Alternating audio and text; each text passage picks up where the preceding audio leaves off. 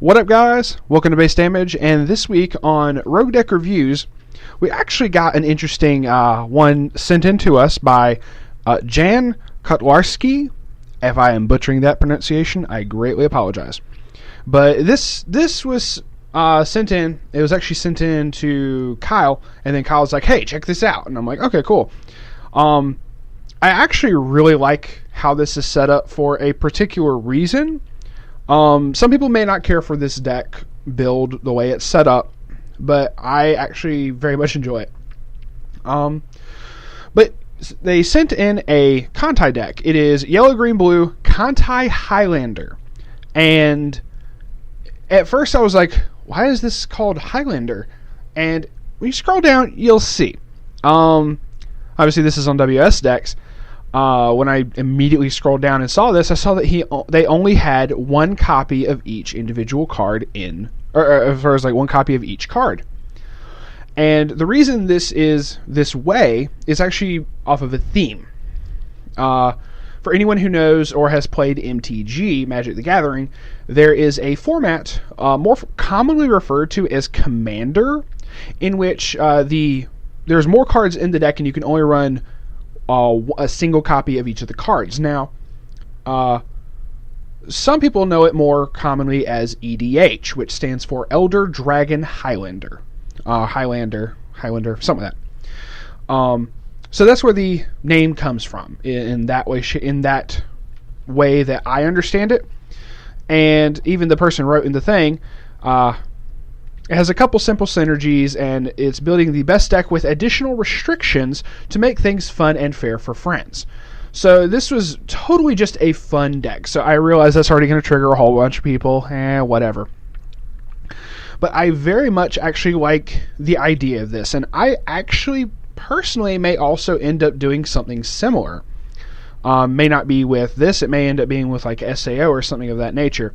But the concept of running a deck or making a deck that only has a single copy of each card name in it is actually really cool, and to me actually seems like you could try a whole bunch of different stuff off of. And obviously it's more restricted based off the set, I understand, because of some sets do just not have a big enough card pool for this. But for Kantai, it works. Even with two sets, we have a fuck ton of cards. So let's get right into this. So obviously I got more cards to go over in the long run, so I'm going to try to go through them as quickly as possible.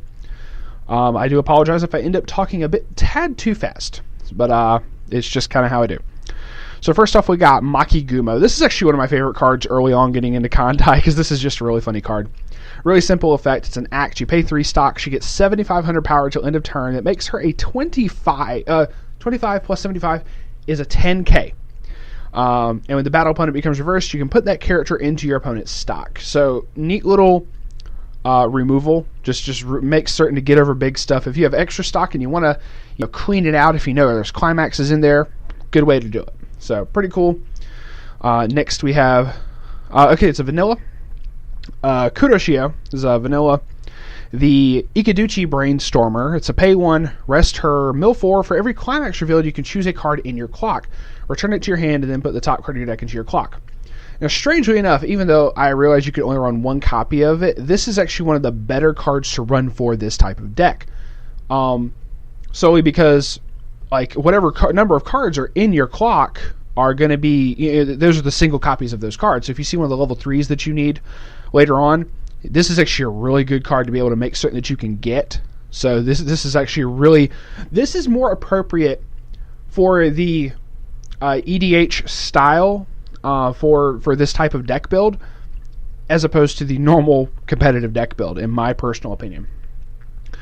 Next we got Shikinami. When another of your fleet girls is frontal attacked, you can send her from the field to the waiting room.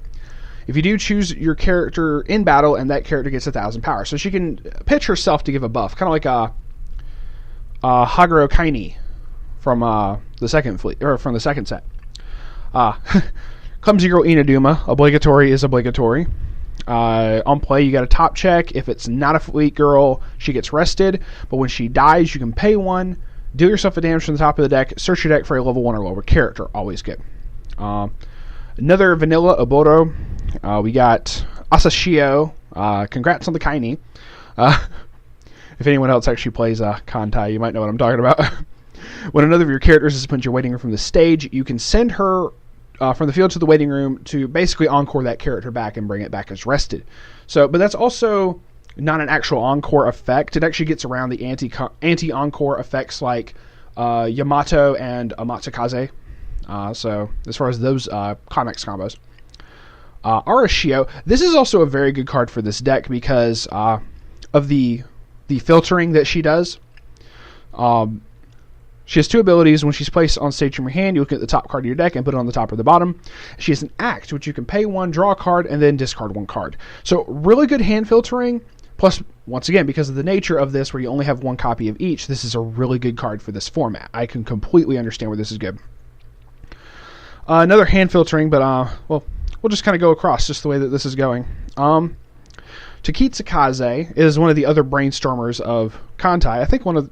I don't remember how many other brainstormers Kantai has right now, but she's spammable. So you can pay one Milfor for every Climax, search your deck for a Fleet Girl, add it to your hand, and then discard one card. Once again, really good hand filtering for this type of deck. Yukikaze is a simple 2500 character encore level 0. We got Suzuki, another vanilla. So I can understand also with this, having in the extra vanillas is also pretty good. Samidare, if the number of your other Fleet Girl characters is 2 or more, this gets 1000 power. So she can sit at 35, so it's pretty good. Next is Urakaze. When another of your Fleet Girls is placed on stage from hand, this gets 1000 power to end turn. Really cool. Tanakaze, the free runner of Kantai. I don't think Kantai really has too terribly many runners. As far as this is also not counting the European fleet because we do not have that in English just yet. I'm solely going based off of what we have in English. But it's a conditional runner. At the beginning of your opponent's attack phase, you may move this card to the open middle position of your center stage. She always goes to the middle position. Interesting restriction, but at the same time, I guess it's kind of understandable. Admittedly, if you have something that buffs the middle center, you can get around that, so it's all good. Winter Moment Akatsuki. On play, discard a card, look at up to 4 cards from the top of your deck, choose one Fleet Girl amongst them, add it to your hand, and put the rest into your waiting room. Then Musashi Kai. These are both really good choices for this type of build. When you play a Climax, she gets 1500 power, and on attack, you can pay one and discard a card to search your deck for a Fleet Girl. So this definitely has a lot of the get the single target stuff that you need to be able to go off a little more properly. So this deck is not without search, and that is definitely something Kantai does, is searching heavily, and you know it. So that is the level 0s. Obviously 1, 2, 3, 4. So 16 level 0s. Getting to the level 1s, which we only have 4, 8. We have 11 level 1s. So we have the Jimson.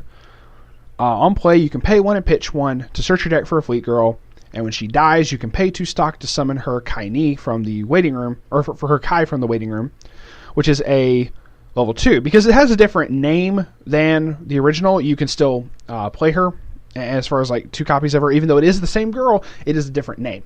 So then we have Agano. So it's just a level 1 cost 7k vanilla. Suzuya, we are getting into some more of the searchers. She has an ability. She has a Climax combo to be able to summon into her Kai form. But if I'm not mistaken, I don't think they ran it. Okay, they did not end up running the combo for her Kai form, even though the Kai form is in the deck, which the Kai form is actually really good too. But on play, you can pay 2 and search your deck for a Fleet Girl, add it to your hand. So this is definitely search heavy, obviously, but that's what Kantai does anyway. Then we have Cmon O. If your level is 2 or higher, she has an act ability to be able to pay 1 and discard a card, send her to the waiting room from the field, and then summon her Kai form, which does run, which is normally a 2 cost. So this is actually, basically the same way. As long as you know, especially because if you know it's in the waiting room, this is really good to be able to change into that. So, her drawback, even though she's a level 1 6K, I didn't state like any of these powers for the most part. Suzuki is only a 3/5, so more than likely you're just gonna play her for the search and then go about your business.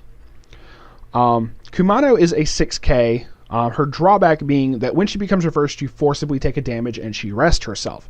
But that means she's gonna keep on hitting. So then we have Miyoko. The vanilla Miyoko is a 117K. The Haguro is a 105K, and when another of your fleet girls is frontal attacked, you can pitch her to give that character 1500 power. Yukikaze Kai, on swing, choose a fleet girl. It gets 500 power for each of your other fleet girls. So, can get really big. Excuse me. Then we have Sakawa. She's a 105K. When another of your fleet girl characters attacks, she gets 1000 power till end of turn. You have Alba Kai, the Alba Kai, which I actually really kind of like this effect because there's not that many effects that let you check your opponent's hand, and this is very useful. Especially if you did run a tournament that was EDH format for Weiss, this is actually one of the better effects, so you know what your opponent has. Especially if it's the only copies of the cards that they have in their deck. This is really cool. Also, you don't have to worry about land. Anyway. When she's placed on the stage from your hand, you can deal yourself a damage to look at your opponent's hand, and she gets 3000 power until end of turn. So that's really good. She can become an 8K because she's a 0 cost 5K. So that's really cool. One of the other really big cards of this deck, also, once again, I realize it's with searching, but this really helps. First, she's a global 5 to all your fleet girls. It's Akashi. She's a level 1 0 cost 4K, global 5 to all fleet girls, and then pay 2, rest her, search your deck for a fleet girl. Always good. Then a single copy of the level 1 0 cost 3/5 Taigei. She basically has she has two abilities. One, she can tap herself to give one of your fleet girl characters 1500 power, always good. And she can, if your level is 2 or higher, she gets the ability to be able to change by paying a cost, which is pay 1 and then pitching her from the field to summon her Ryujo Kai form, which is a back row assist, but they don't run that in here, so it's probably just mostly run for the tapping to give 1500. So that's still really cool. So that's the 11 level 1s. Into the level 2s, we have 8 level 2s. First is the Ginseng Kai. You can tap a fleet girl to give her 1000 power, and when another of your fleet girls attacks, she gets an additional 1000 power. So if you only have her, tap both your back row, give her 2k, so she becomes a 9/5, and then your other two characters attacks, she gets an additional 2k before any other buffs. She can become an 11/5 off of her own abilities, and that's really cool. So, next we have is Rio Jo. She has an act, which is discard a fleet girl. She gets 3500 power until end of turn. She's a 2/1 8k. By discarding a single fleet girl, she becomes just as big as the Ginseng Kai, which is really cool. So she can become an 11/5 off of that effect one time. But it's an act. You can do this as many times as you want, which is really cool. So then we have Chokai. So the vanilla 2/1 8/5. I had to look at it again. Sorry. Yeah, 8/5. So vanilla there. The Suzuki Kai is a 2/1 7/5. And she gets 500 power for each of your other fleet girls. So she can become a 9/5 by her own ability. If you have a Kashi on field and a full field, she ends up being a 10k for one cost, which is really cool. Cmon O is a level 2 cost, so she has 2 soul. 85, and when another of your fleet girls attacks, this card gets 1000 power to end of turn. So she can become a 10/5 off of that. So the same effect essentially as Jimson, the Ginseng Kai. More of the buffing effects like the Suzuya with the Confident Maya here. There's a 2/1 7/5, but also gets 500 power for each of your other fleet girls. So it's as if you're running 2 copies of the same card, essentially, because it's the exact same cost, stats, effect, just different colors. Next is All-Knowing Chokai, which these are TD exclusives if I'm not mistaken. I could be completely wrong on that. When another of your fleet girls attacks, this gets 1000 power. But she also is a 2/2 8/5. So actually, it's literally like double Suzuki Kai, double Cmon O Kai, which is really cool. Then we have Unryu, she has an act, pay 1, choose a fleet girl. They get the ability until end of turn that when they become reversed, if the level of the battle opponent is lower than or equal to the level of that card, the ability that she's giving to the character, you may put that character into your opponent's stock. So that's actually a really interesting little spot removal there. Even though you're giving your opponent stock, it still can get problem cards off the field. Especially considering a lot of these get so big as far as like that. So be able to play that, pay the cost after only spending very little stock to be able to, one, have big characters that are severely buffed, or get bigger after the attacks go off, and then have some nice little spot removal on top of that. I actually like that choice. But that's it for the level 2s. She's a 218K. Sorry. So then getting into the level 3s, we can't go without the Musashi. So one copy of the normal Musashi. We do have Musashi Kai, but the normal one is a 3-11K. So her drawback is she can't side attack. She always has to frontal. But the cool thing is the turn she's played from stage to hand. She gets a variable cancel burn. Basically, if her damage gets canceled, you have to mill the top card of your deck. The level of that card plus 1, attempt to burn your opponent for that much. And if it's a climax, it's counted as level 0, blah, blah, blah. So she always tries to burn for at least 1, if not potentially 4 damage, which is really good. So anywhere between 1 to 4 damage she can try to burn for, which is really cool. Next is Ginseng Kai. I actually would have preferred to see Yukikaze in this spot because of its clock shoot ability. It's standalone clock shoot ability, which isn't a climax combo or anything of that nature. So I actually would have preferred to see that in there, but this is still a really good card. Specifically, she already powers up your other Yukikaze, and she has an ability at the beginning of your opponent's attack phase. You can discard a card. If you do, choose another of your characters, and this card exchange them as standing. And she gets 2,000 power till end of turn. This is actually reminiscent of one of the Nizam Monogatari cards. Is the one of the Fire Sisters. The level 3 from the trial deck had this exact same effect. So if you know your opponent's about to try to, which I know I mentioned Yukikaze for the clock shoot ability, which would still be really interesting to put in here, but that's whatever. But this is kind of one of those anti-clock shoot abilities, because if you see your opponent's trying to reverse one of your weaker characters, she can move in front of that level 3 or that clock shooter that they're about to try to use, and then she gets bigger. So you have the chance of, oh, well, you have to be bigger than her if you want to try to get your on reverse ability. I specifically say clock shoot, but there are level 3s that are like on reverse burn and stuff like that. Hashtag make Marika great again. It's whatever. Actually, she didn't have to do reverse. I don't remember if she had to do reverse or not. I'm probably wrong on that. But so yeah, this is still good. I would have liked to see Yukikaze in here though, just for the clock shoot option. But this is still a very good card. We have normal Mutsu, not Mutsu Kai. I actually had to double check that. This has a plethora of text, so please bear with me. She's a 3-2-9-5. When she's placed on the stage from hand, you can look at X cards on top of the deck. X equals the number of fleet girls you have. So you can, if she's the last card you play, you can look at up to 5 cards from the top of your deck. Add one of them to your hand. The rest of it go to the waiting room. So your opponent doesn't actually get to see that. At the beginning of your climax phase, reveal the top card of your deck. If that card is a level 3 or higher, put this card into your waiting room. So she forcibly kills herself off of that. Admittedly, you only have 6 level 3s. And assuming that you have any others, or the fact that you're playing her, you only have to worry about 5 level 3s being in the deck. So the chances of this going off are actually very low, and can still be perfectly fine. And so as far as like it being a viable thing, this is still fairly decent. If it is not a level 3 or higher, this card gets plus 1500 power until the end of your opponent's next turn, putting her at an 11k. So for defensively, that's actually pretty cool. Then she has an act. Rest 2 of your Fleet Girl characters. Look at the top card of your deck and put it on the top or bottom of your deck.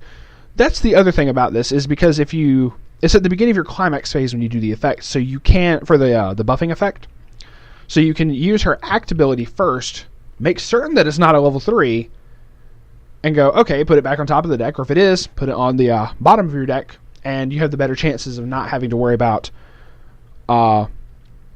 the card that she reveals being a level 3 or higher. So she can actually help with that. She basically fixes her own little issue there, as long as you do it that way. Then we have the 3/2 10K Akagi. This is also from the draw deck, if I'm not mistaken, because this isn't the clock shoot Akagi Kai.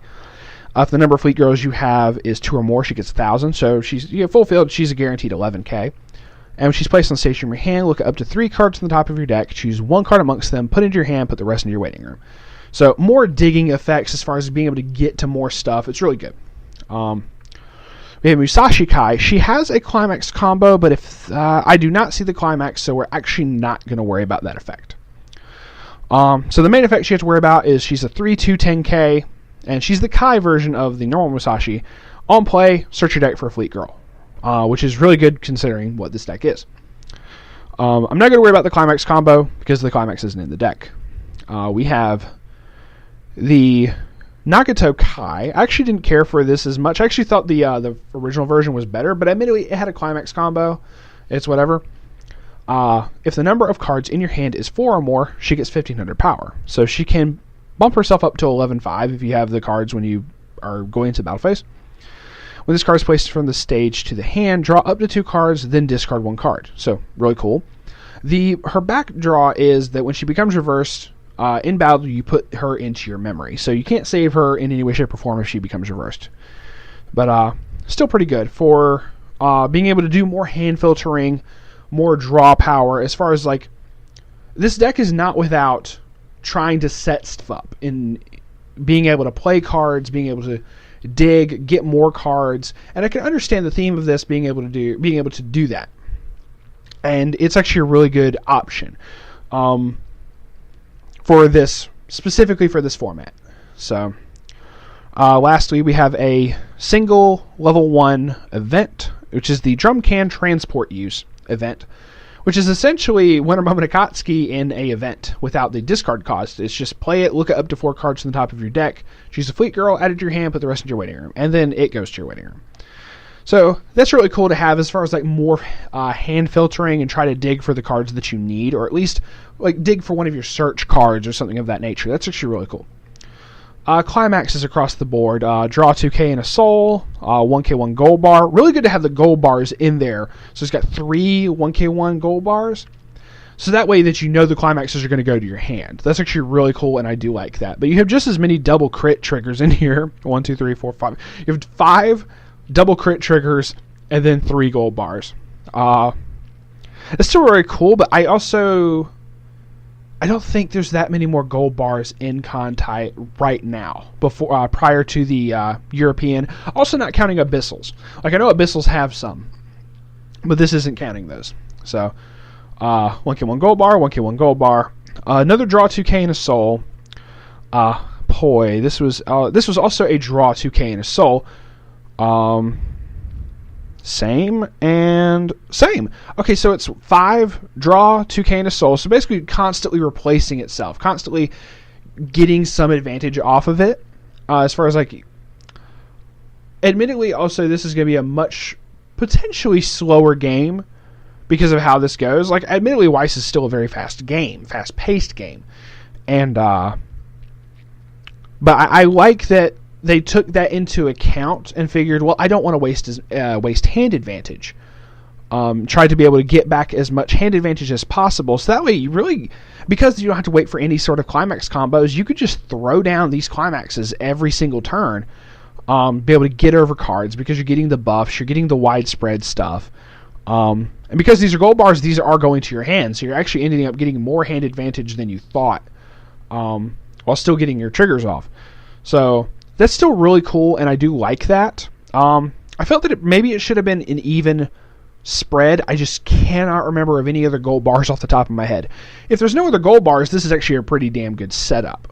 As far as for the, once again, everything that I say pertains to this specific type of format. And I actually think that would be really cool. I'm probably going to end up trying to do like a challenge video as far as like, see if I can challenge some of the other guys that are locals to be like, hey, let's do this type of deck. And I know we could easily make something off of Love Live, SAO, more Kantai, stuff like that, and try to go from there. I may end up doing like an SEO deck in this style or something of that nature. I don't know.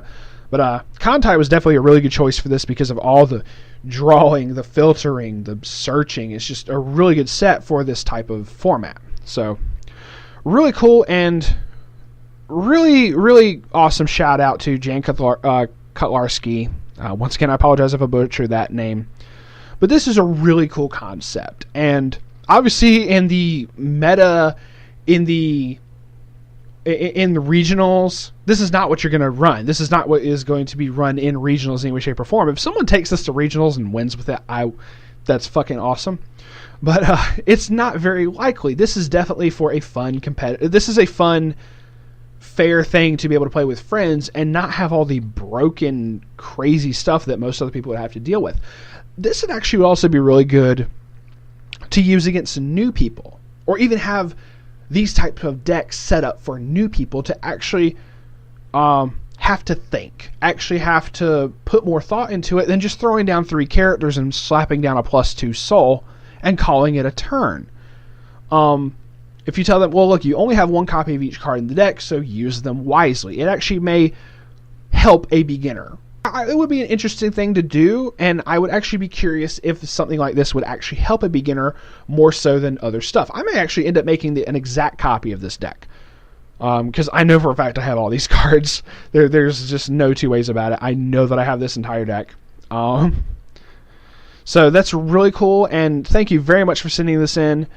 For the idea, for the concept, and for the interesting twist as far as like what I think is the reasonings behind putting certain cards in here. This definitely gets the Kool-Aid stamp of approval. Whatcha? And thank everyone for watching. Thank you very much for following along this Rogue deck review. This is definitely Rogue in the like truest sense of the word, but Kantai EDH essentially. But thank you all for watching. If you subscribe, it'd be much appreciated. But we are not monetized in any way, shape, or form, so it's your choice. And we will see y'all on the flip side. Peace out for now.